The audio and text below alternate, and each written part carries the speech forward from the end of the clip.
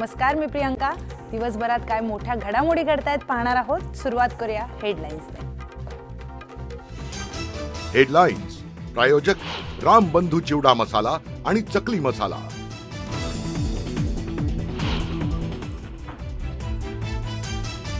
जैन समुदाय सभेनंतर आम्ही गिरगावकर संघटना आक्रमक. मुंबईत लावले कबूतर go back to Marwar Rajasthan अशा आशयाचे पोस्टर. कबूतरखान्याचा मुद्दा तापण्याची शक्यता.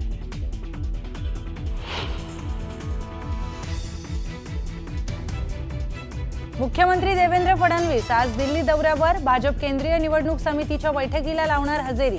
पंतप्रधान नरेंद्र मोदी आणि भाजप राष्ट्रीय अध्यक्ष जे.पी. नड्डांच्या नेतृत्वाखाली होणार बैठक.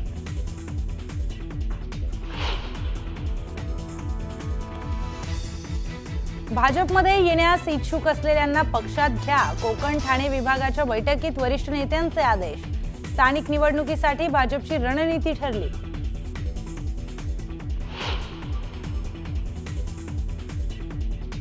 महायुती म्हणून नको तर भाजप म्हणूनच निवडणुकीच्या मैदानात उतरू द्या.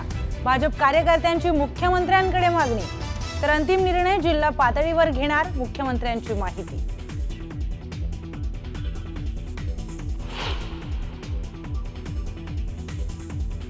काही अप्रामाणिक लोकांनी इतका वेढा घातला होता की निष्ठावान दिसलेच नाहीत. ठाण्यातून उद्धव ठाकरेंचा एकनाथ शिंदेंवर हल्लाबोल.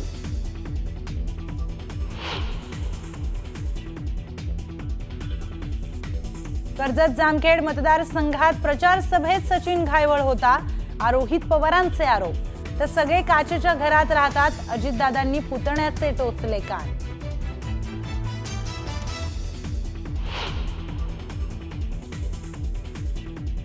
पासपोर्ट देण्याकरता ज्यांनी त्या ठिकाणी दबाव टाकून अशा प्रकारचा पूर्णपणे चुकीचा अहवाल त्या ठिकाणी सादर केला, त्यांची चौकशी केली जाईल. तर रोहित पवारांच्या आरोपानंतर मुख्यमंत्र्यांचा सूचक इशारा.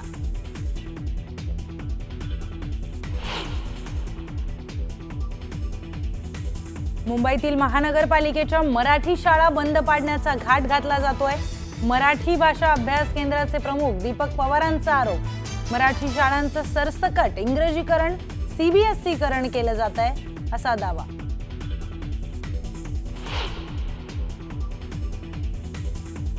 दिवाळीच्या सुट्ट्यात तुळजाभवानी मंदिर 22 तास खुलं राहणार. 14 ऑक्टोबर पासून 31 जानेवारी पर्यंत दर्शन सुविधा मिळणार. भाविकांची गैरसोय टाळण्यासाठी मंदिर समितीचा निर्णय.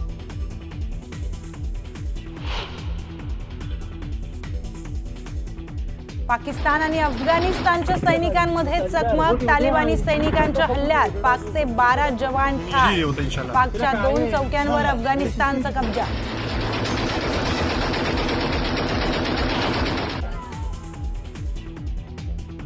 गाझा शांती कराराच्या विरोधात काढण्यात आलेल्या रॅली दरम्यान पाकमध्ये उफाळला हिंसाचार. पोलिसांच्या गोळीबारात 11 आंदोलकांचा मृत्यू. तर इस्लामाबाद रावळपिंडीमध्ये इंटरनेट सेवा बंद.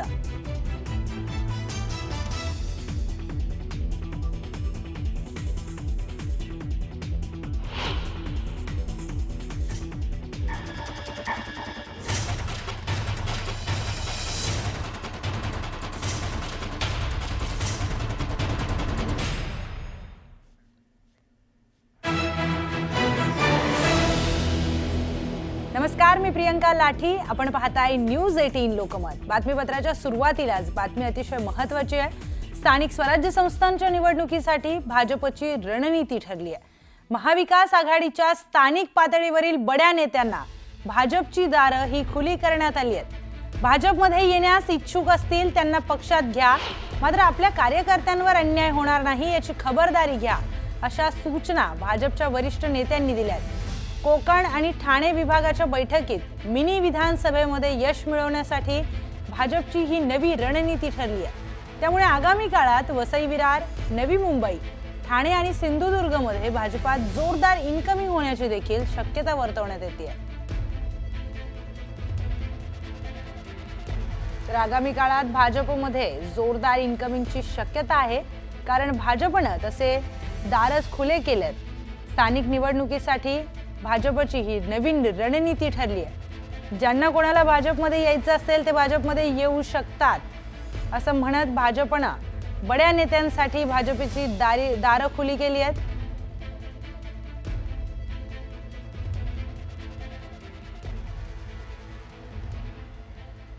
पुढची महत्त्वाची बातमी पाहूयात. मुख्यमंत्री देवेंद्र फडणवीस आज दिल्ली दौऱ्यावर आहेत. भाजपच्या केंद्रीय निवडणूक समितीची आज दिल्लीमध्ये बैठक होणार आहे. या बैठकीला मुख्यमंत्री देवेंद्र फडणवीस यांची उपस्थिती असणार आहे. पंतप्रधान नरेंद्र मोदी आणि भाजपचे राष्ट्रीय अध्यक्ष JP नड्डा यांच्या नेतृत्वाखाली आज ही महत्त्वाची बैठक पार पडतीये. तर बिहार निवडणुकीच्या पार्श्वभूमीवर या बैठकीला महत्त्व प्राप्त झालंय. बिहारमधील जागा वाटप आणि उमेदवार यादीवर शिक्कामोर्तब होण्याची देखील शक्यता वर्तवण्यात येते.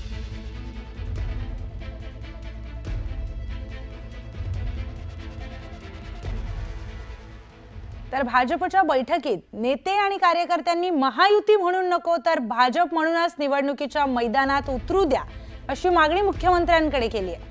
मात्र स्वबळावर की महायुतीत लढायचा हा निर्णय जिल्हा पातळीवर घेणार असल्याचं मुख्यमंत्री देवेंद्र फडणवीस म्हणाले. फडणवीसांच्या अध्यक्षतेखाली कोकण आणि ठाणे विभागाची बैठक पार पडली. तर महायुतीत आहोत याचं भान ठेवून लढा, मित्रपक्षांना त्रास होणार नाही याची काळजी घ्या असे आदेश यावेळी मुख्यमंत्र्यांनी दिले.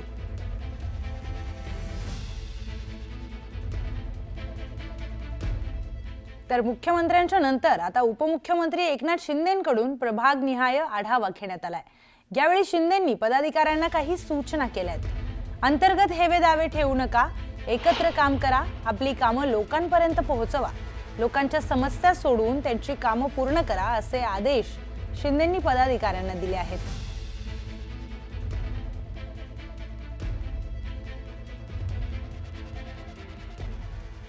तर त्यावेळी अनंत तरेंचं ऐकलं असतं तर आज पश्चाताप झाला नसता असं म्हणत उद्धव ठाकरेंनी नाव न घेता एकनाथ शिंदेंवर जोरदार टीका केली आहे. ठाण्यामध्ये अनंत तरे यांच्या अनंत आकाश या पुस्तकाचा प्रकाशन सोहळा पार पडला. यावेळी बोलताना उद्धव ठाकरेंनी एकनाथ शिंदेंवर जोरदार हल्लाबोल केलाय. पाहूया. काही जण प्रामाणिकपणाने निष्ठेने सांगत असतात आणि अशी भोवताली गर्दी असते की आपल्याला कळते की हा माणूस खरा आहे. पण निष्ठेची मुखवटी लावलेली माणसं आपल्या आजूबाजूला एवढा वेढा घालून बसतात की नाही म्हटलं तरी थोडंसं नकळत दुर्लक्ष होतं. आणि आता मला एक नाही म्हटलं तरी पश्चाताप होतोय की तेव्हा जर का अनंत तरे यांचं ऐकलं असतं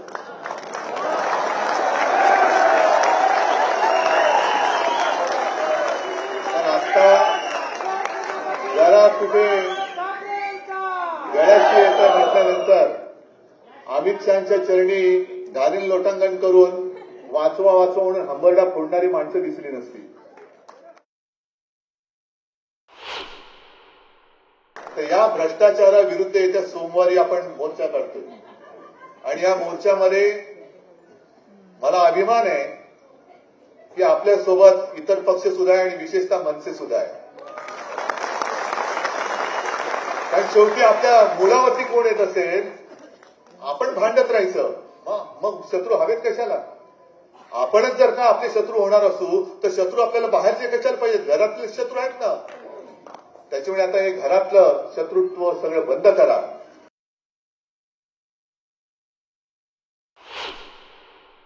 शेतात जायला हेलिकॉप्टर काय शेतकरी पंचतारांकित शेती हेलिकॉप्टरनी शेतात जातो. मग इकडे जरा काही मनासारखं नाही झालं का तिकडे जाऊन हेलिकॉप्टरने जातो पण भाजी कापतो का रेडा कापतो माहिती नाही.